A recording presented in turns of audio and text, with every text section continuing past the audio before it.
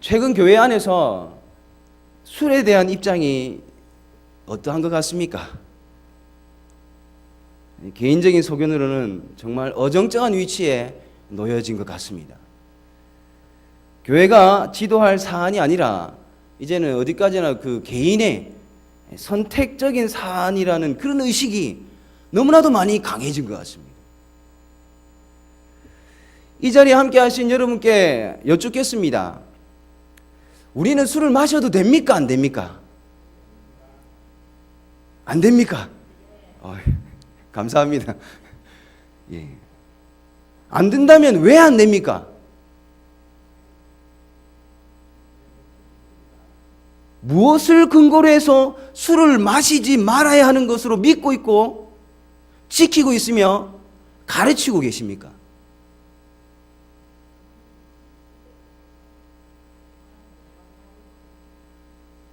이렇게 말씀 반응이 있을 줄은 꿈에도 몰랐습니다.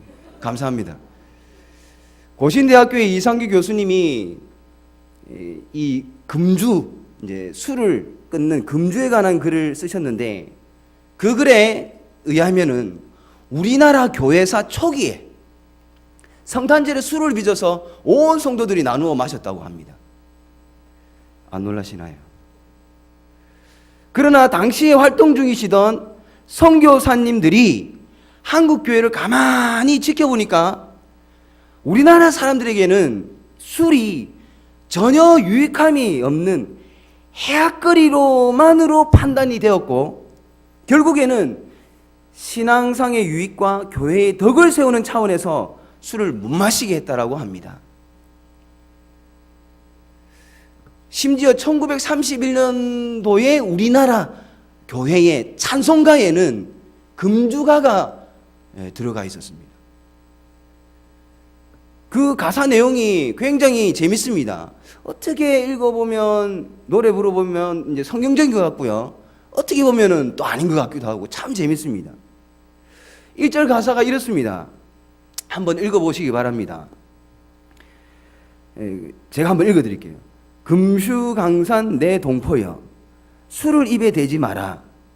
건강지력 손상하니 천치될까 늘 두렵다. 아 마시지 마라 그 술. 아 보지도 마라 그 술. 조선사회 복받기는 금주함에 있느니라. 가사가 어떻게 보면은 성경적인데 또 어떻게 보면 좀 하여튼 재밌죠. 사실 제가 이 노래를 부르려고 했습니다. 근데 부르지 마라 하더라고요. 여러분, 술 문화가 교회의 순결한 삶을 위해서나 육체의 건강에 조금도 유익하지 않은 것이 확실하다면 우리의 대답은 마시지 말자라는 것으로 단호해야 합니다.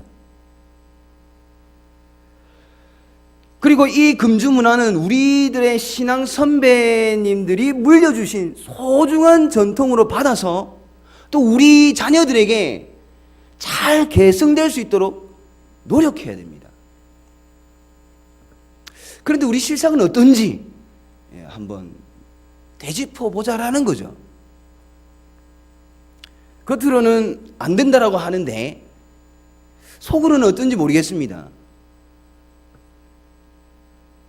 이 가운데 나는 술 한 번이라도 먹어봤다 손 한번 들어보십시오. 저는 하나님 앞에 솔직했습니다. 자, 교회사에서 술에 대한 평가가 이러하다면 이제 성경은 우리에게 술에 대해서 어떻게 말씀하는지를 살펴봅시다. 우리는 나시린에 관한 성경 말씀을 함께 보았습니다. 나시린은 술을 먹지 마라라고 말씀하고 있습니다. 심지어 포도즙, 생포도, 건포도, 심지어 포도씨, 포도 껍질까지도 먹지 말라고 합니다. 술에 대한 원천 봉쇄를 말씀하는 거죠. 하나님께서 나시린은 술을 못 마시게 하십니다. 그런데 여기서 우리가 오해하지 말아야 할 것은요, 술이 부정한 음식이라서 못 마시게 하는 것이 아니라는 거예요. 성경에서 술 자체는 잘 들으시기 바랍니다. 성경에서 술 자체는 굉장히 좋은 겁니다. 다만 사람이 과하게 마시고 절제하지 못함으로 인해서 문제가 생기니까 이 못 마시게 하는 거지. 이 술 자체만으로는 정말 좋은 겁니다. 무슨 소리고 하면서 막 째려보시는데 째려보지 마시고요. 왜 성경에서 말씀하는 술이 좋은 것이냐면, 쌀부터 한번 말씀을 드리겠습니다. 벽시를 뿌려서 모내기를 거쳐서 추수를 하는 데까지 걸리는 기간이 보통 6개월에서 7개월 걸립니다. 만약 추수를 잘 마쳤다고 한다면 적어도 반년 동안은 평안을 누렸다라는 겁니다. 이제 떡을 한번 봅시다. 떡입니다. 떡을 만들어 먹었다라는 것은 곡식이 남아 돈다라는 겁니다. 그래서 떡을 만들어 먹습니다.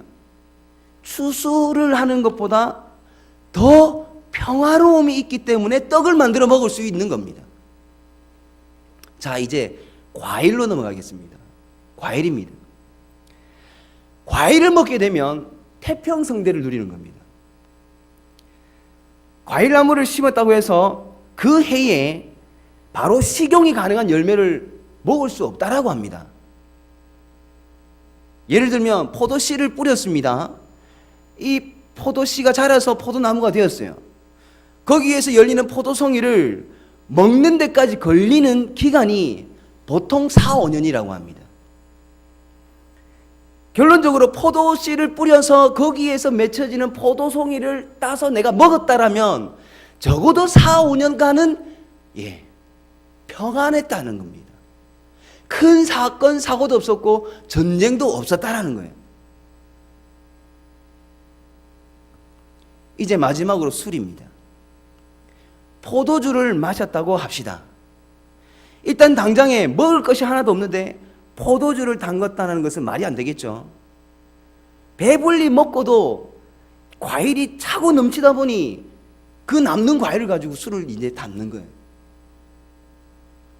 그리고 포도주가 통에 넣어둔다고 이 발효를 시키려고 이제 통에 담아 놓는다고 해서 뚝딱 하고 포도주가 만들어지나요? 어느 정도 기간이 또 충분히 지나야지만 비로소 포도주가 완성이 됩니다. 과일을 먹는 것보다 더 많은 기간이 필요하죠. 그래서 포도주를 마셨다라는 것은 최고의 안식을 누렸다라는 뜻입니다. 성경에서 말씀하는 이 술은 바로 이런 의미를 가지고 있는 거예요. 예수님께서 일으킨 첫 기적 다들 알고 계실 것입니다. 가나 혼인잔치에서 물을 포도주로 바꾸시는 그런 기적을 일으키셨어요. 이게 무슨 뜻이냐? 이제 포도주 시대가 왔다라는 겁니다. 안식의 시대가 도래했다라는 아주 강력한 외침인 겁니다. 그래서 예수님께서는 수고하고 무거운 짐진 자들아 다 내게로 오라. 내가 너희를 어떻게 하겠다? 쉬게 하리라 하셨습니다. 성경에서 말씀하는 포도주와 독주는 모두 과일을 담가서 만든 술로서 최고의 안식을 누리고 있음을 상징하는 정말 좋은 것입니다. 그렇다면 하나님께서는 왜 이 좋은 술을 나실인들에게 마시면 안 된다라고 명령하셨는가? 왜 그렇게 명령하셨을까? 이 해답을 얻기 위해서는 나실인의 특성을 알아야 됩니다. 나실인의 특성을 알기 위해서는 어쩔 수 없이 레위 지파에 대해서 말을 안 할 수가 없어요. 민수기 1장 말씀을 보시면 이스라엘의 인구 조사를 하게 됩니다. 민수기 1장 3절입니다. 성경책이 있으신 분은 앞으로 찾아보셔도 됩니다. 민수기 1장 3절에 이렇게 말씀합니다. 이스라엘 중 20세 이상으로 싸움에 나갈 만한 모든 자를 너와 아론은 그 진영별로 계수하되라고 합니다. 인구조사를 하는데 그냥 사람 숫자를 파악하는 것이 아니라 전시에 군사로 사용될 사람들만 지금 파악을 하는 거예요. 그런데 그 이후에 아무리 살펴봐도 레위 지파는 없습니다. 이스라엘은 12지파로 이루어졌거든요. 근데 레위 지파가 없습니다. 대신에 요셉의 아들인 에브라임 지파와 므낫세 지파를 세워서 12지파를 만들어 세웠습니다. 자, 전시에 투입될 군사를 뽑는데 왜 레위 지파는 없을까요? 쉽게 표현하자면 이들은 군대 면제 대상인가? 만약에 레위 지파가 군대 면제 대상이라면 당시에 분명히 불만을 가지는 사람이 있었을 겁니다. 다 같은 이스라엘 민족인데 누구는 전시에 군사로 차출되고 누구는 면제냐라는 거죠. 그러나 다음 말씀을 더 살펴보면 레위 지파는 결코 군대에서 면제 대상이 된 자들이 아닙니다. 민수기 3장 6절에서 10절 말씀이에요. 레위 지파는 나아가 제사장 아론 앞에 서서 그에게 시종하게 하라. 그들이 회막 앞에서 아론의 직무와 온 회중의 직무를 위하여 회막에서 시무하되 곧 회막의 모든 기구를 맡아 지키며 이스라엘 자손의 직무를 위하여 성막에서 시무할지니 너는 레위인을 아론과 그의 아들들에게 맡기라. 그들은 이스라엘 자손 중에서 아론에게 온전히 맡겨진 자들이니라. 너는 아론과 그의 아들들을 세워 제사장 직무를 행하게 하라. 외인이 가까이 하면 죽임을 당할 것이니라 라고 말씀합니다. 제가 빨간색으로 표시를 한 회막에서 시무하다, 회막의 모든 기구를 맡아 지키며 이런 단어들은 에덴 동산에서 하나님께서 아담에게 맡기신 그 에덴 동산을 지키라는 그 단어들과 같은 단어들입니다.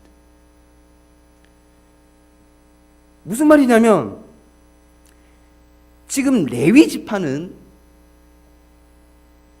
성막을 중심으로 해서 그 성막을 지키고 있는 군인입니다. 그 성막을 침입하는 외인들이 가까이 하면 그들을 죽이는 일을 감당하고 있는 거예요. 군대 면제 대상이 아니라 이스라엘 12지파가 전시에 군사로 차출되는 마치 향토 예비군과 같은 존재라면 레위 지파는 직업군인과 같은 존재입니다. 이 레위 지파에 대한 설명은 이보다 더 쉬운 표현은 없는 것 같습니다. 레위 지파는 태어나면서부터 하나님에게 드려진 직업군인인 거예요. 민수기 3장 12절에서 13절에 이렇게 말씀합니다. 보라, 내가 이스라엘 자손 중에서 레위인을 택하여 이스라엘 자손 중에 태를 열어 태어난 모든 마지를 대신하게 하였은즉 레위인은 내 것이라. 처음 태어난 자는 다 내 것임은 내가 애굽 땅에서 그 처음 태어난 자를 다 죽이던 날에 이스라엘의 처음 태어난 자는 사람이나 짐승을 다 거룩하게 구별하였음이니 그들은 내 것이 될 것임이니라. 나는 여호와이니라 라고 말씀하셨습니다. 레위 지파는 직업 군인입니다. 그래서 이스라엘 12지파가 치르는 전투와 이 레위 지파가 치르는 전투 사이에는 약간의 그러면도 중요한 차이점이 있습니다. 이스라엘 12지파의 전투는 죄의 결과물, 죄가 뿌려놓은 것들과 싸우는 전투입니다. 그래서 세속 문화와 싸우고요, 이방 종교와 싸웁니다. 그런데 레위 지파는 성막을 중심으로 하여 죄와 싸웁니다. 근원적인 죄와 싸웁니다. 그래서 전쟁의 중요도를 굳이 따지자면 레위 지파가 이스라엘 12지파보다 훨씬 중요한 전투를 치르는 겁니다. 이쯤에서 이런 불만을 제기할 수도 있을 것 같습니다. 와, 나도 죄와 싸우는 그 전쟁을 하고 싶다. 나도 거기에 쓰임받고 싶다. 왜 레위 지파만 죄와 싸웁니까? 나도 죄와 싸울 수 있게 해주세요. 충분히 발생할 수 있는 불만입니다. 이런 이유로 이런 불만을 채워주기 위한 하나의 제도로서 향토 예비군에서 직업군인이 될 수 있는 방법으로서 나시린 제도가 있는 겁니다. 나시린은 서원하는 대로 평생 나시린으로 살 수도 있고 또는 일정 기간 동안 나시린으로 살 수 있습니다. 그렇게 나시린으로 살면서 무엇을 하느냐? 죄와 싸우는 일을 감당합니다. 성경에 등장하는 모든 나시린들이 그렇습니다. 대표적인 인물 삼손이죠. 삼손이 그러합니다. 자, 이제 다시 한번 여쭙겠습니다. 나시린은 술을 마시면 됩니까? 안 됩니까? 안 되죠. 왜 안 됩니까? 왜 술을 마시면 안 됩니까? 죄와 싸워야 하기 때문에. 죄와 전투 중에 있기 때문에 술을 마시면 안 됩니다. 그러면 나시린이 술을 마셔도 되는 데는 언제일까요? 서원한 기간이 끝났을 때입니다. 서원한 기간이 다 했을 때가 죄와 싸우던 자신의 전쟁이 비로소 끝이 나는 거죠. 안식의 시작이 되는 겁니다. 그리고 이때부터 포도주, 독주를 마셔도 괜찮습니다. 여러분, 창세기 9장 20절에서 21절에 이렇게 말씀이 기록되어 있습니다. 노아가 농사를 시작하여 포도나무를 심었더니 포도주를 마시고 취하여라고 말씀합니다.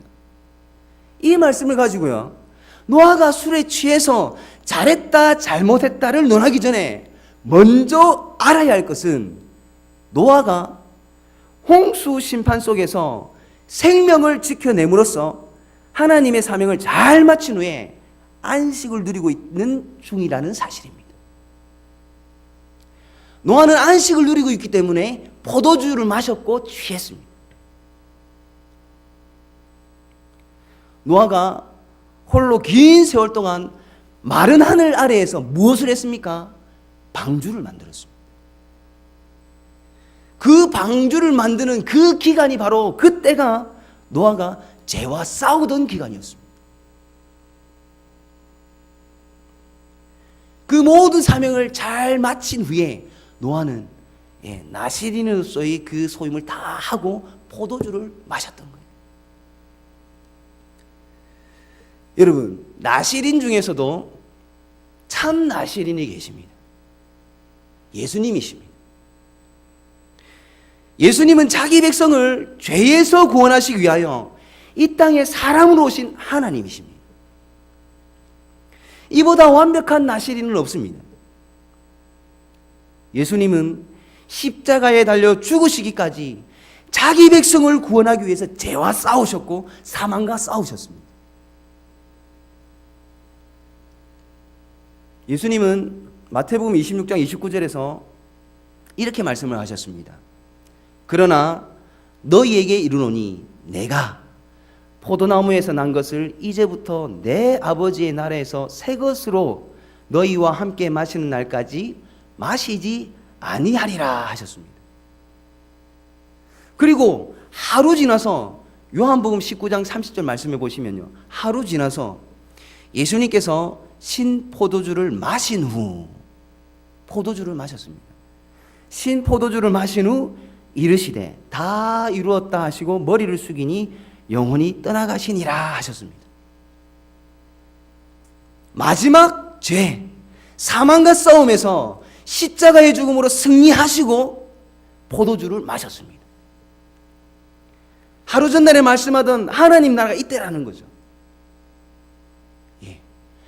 나신인으로서의 완전한 사명을 감당한 후에 포도주를 마시는 거였죠. 나시린은 술을 마셔서는 안 됩니다. 지금 전투 중이기 때문입니다. 죄와 싸우고 있기 때문에 술을 마셔서는 안 됩니다. 사랑하는 성도 여러분, 저와 여러분이 나시리님을 잊지 마시기 바랍니다. 요한복음 14장 12절에 예수님 우리를 향해서 이렇게 말씀하셨습니다. 내가 진실로 진실로 너희에게 이르노니 나를 믿는 자는 내가 하는 일을 그도 할 것이요 또한 그보다 큰 일도 하리니 이는 내가 아버지께로 감이라 하셨습니다. 예수님께서 주님의 그 사역을 우리에게 위임하신 거죠. 교회에 위임을 하신 겁니다.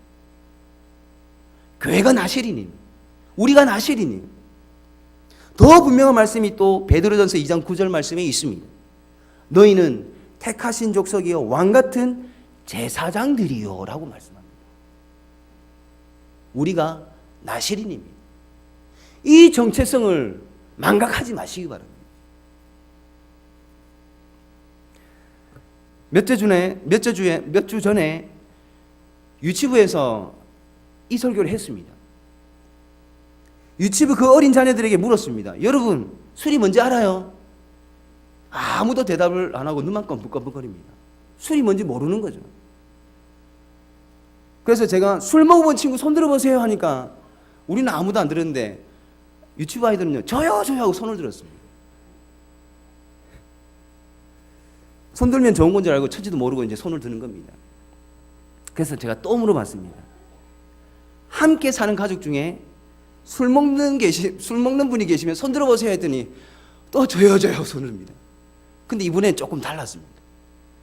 군데에서 아주 사실적으로 우리 아빠는요, 우리 엄마는요 하면서 이야기하는 자녀들이 있었습니다. 그래서 제가 순간적으로 당황했습니다.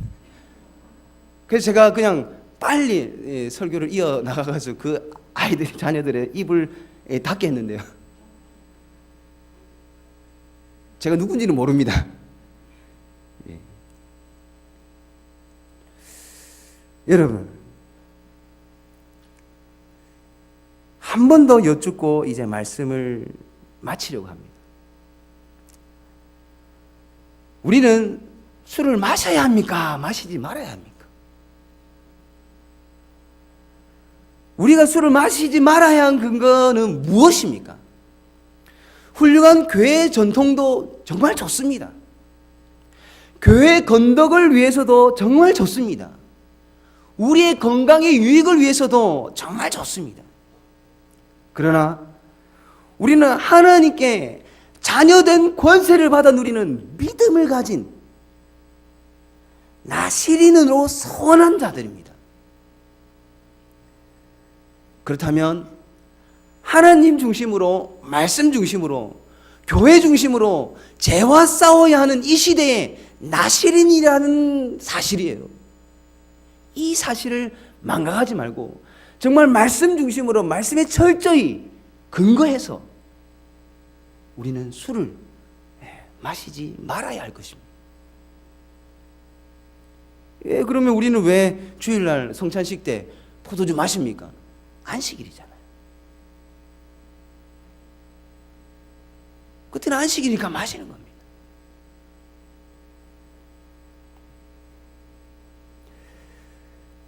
사랑하는 성도 여러분, 우리의 정체성 망각하지 마시기 바랍니다. 자신의 정체성을 망각하게 만들고 또 방탕하게 하는 것으로부터 피하시기 바랍니다. 그것과 가까이 하면서 취하지 마시고 늘 성령의 충만함에 계시기 바랍니다. 술 취하지 말라, 이는 방탕한 것이니 오직 성령으로 충만함을 받으라. 이 말씀에 믿음으로 순종하며 살아가는 저와 여러분이 되시기를 간절히 바랍니다.